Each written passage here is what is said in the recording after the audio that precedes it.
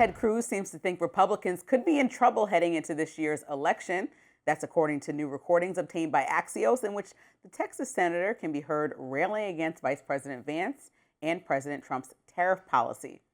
The roughly 10 minutes of recordings were from private donor meetings from early and mid-2025. Cruz did not hold back.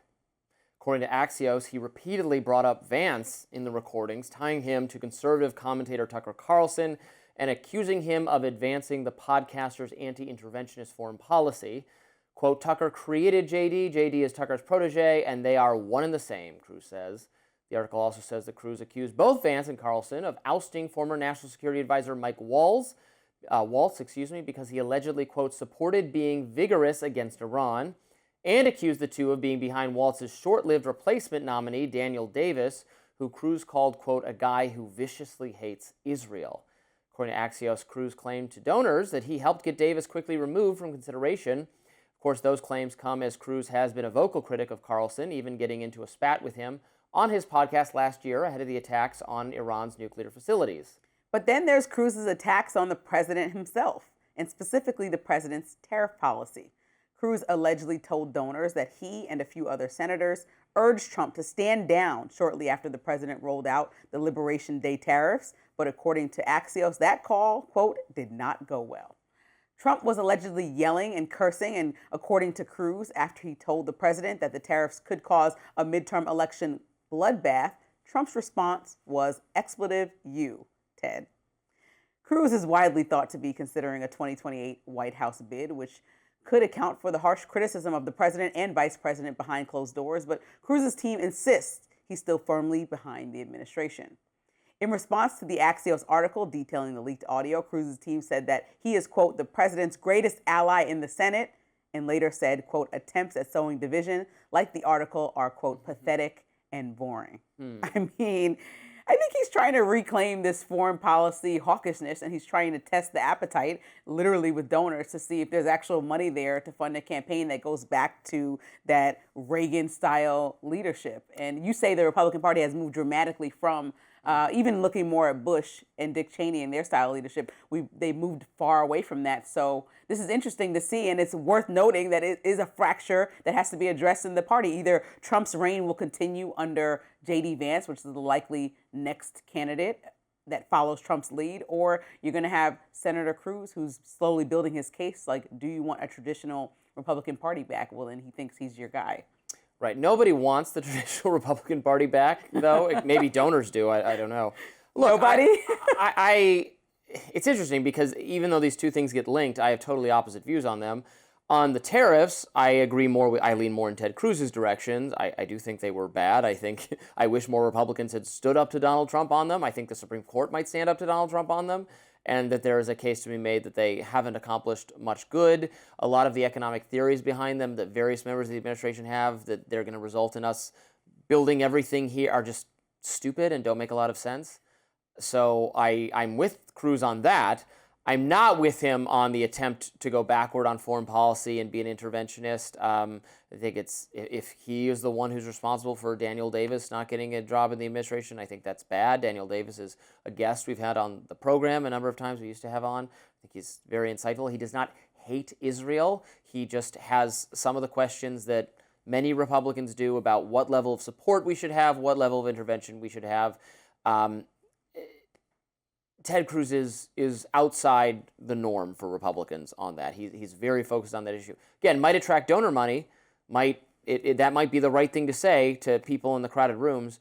I don't think it's really going to go very far with the base. So I don't really see him contesting the nomination in any successful way very much, but he might make a go of it, and it's his right to. J.D. Vance isn't naturally inherited if he can't win it.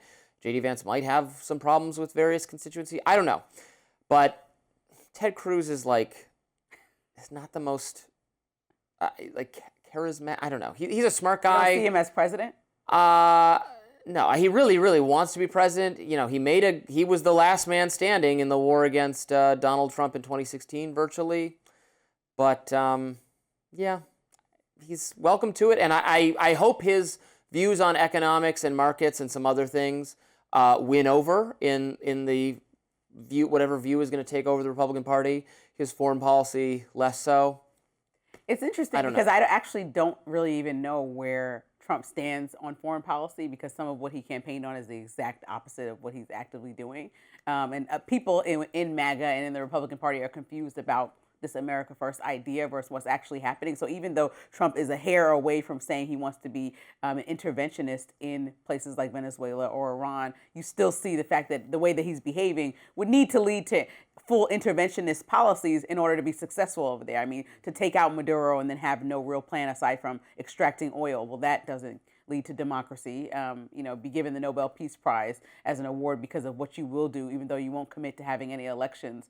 He's like on the fence about a lot of this stuff. So either he's going to have to go the Ted Cruz route of pushing forward, or he's going to have to go back and talk to the base about what the next steps are. So how does that land with the people who don't like Ted Cruz for those exact reasons if President Trump is doing some of those things right now? I mean, if you don't like the tariffs, that's what you're really arguing about then. The conversation between those two is more about the tariffs, because he seems to be on Ted Cruz's side regarding foreign policy right now. Even it was jumping in with Israel, with Iran the first time for the 12-day war. It was interesting when he said, that JD is Tucker's creation. I mean, there is friendship and a close relationship between the two.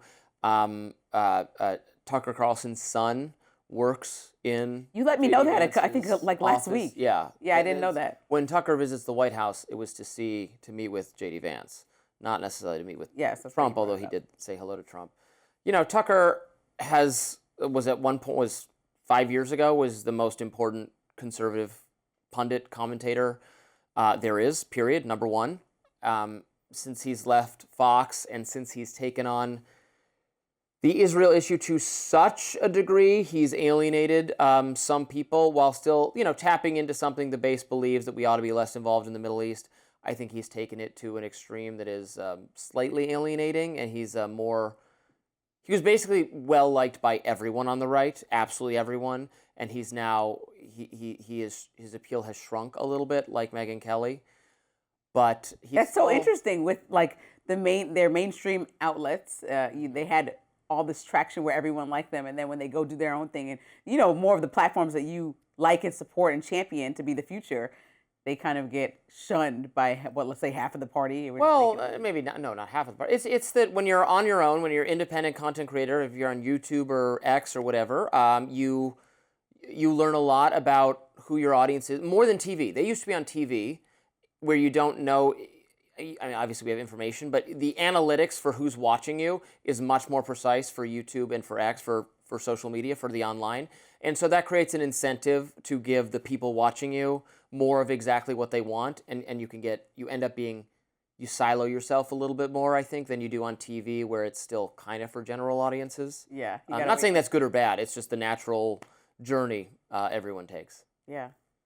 All right. Bill Maher once again slamming New York City Mayor Zohran Mamdani, calling him a straight-up communist. More on that. Stay with us.